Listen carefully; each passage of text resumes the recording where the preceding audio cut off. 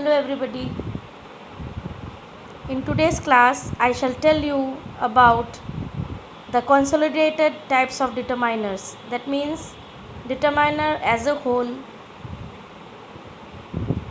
from both the modern and traditional grammar. So as you can see the board, determiners are first divided into articles, quantifiers, demonstratives and possessives. This portion belongs to the traditional grammar. And the rest types of determiners, they belong to the modern grammar. So let us proceed further. Articles can in turn be divided into definite articles. As you know, it is the, which is pronounced as the or the, and indefinite article, which is a and an. Next we have the quantifiers. Quantifiers can be further subdivided into quantifiers with countable nouns, quantifiers with uncountable nouns, and quantifiers with both countable and uncountable nouns.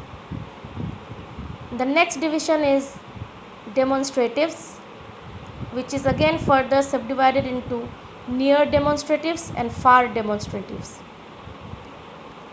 Next we have the possessive, and possessives have no subdivision.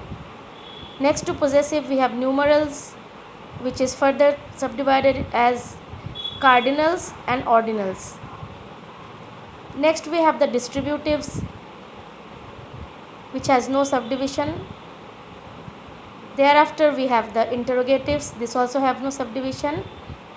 Then we have the relative determiners without any subdivision, and free determiners, it also does not have any subdivisions.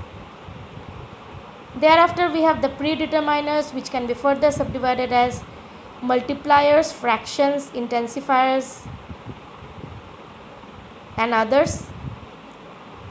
Next we have the post determiners, which do not have a subdivision. Then we have the central determiners, again which do not have the subdivision. Next we have the zero determiners, which is also known as the zero articles. And lastly we have the partitives, PARTITIVES. So in my previous class, as I made a short table for you to remember, I am verbally repeating it once more. So under predeterminers we have multipliers, fractions, intensifiers and quantifiers. Under central determiners we have articles, possessives and demonstratives.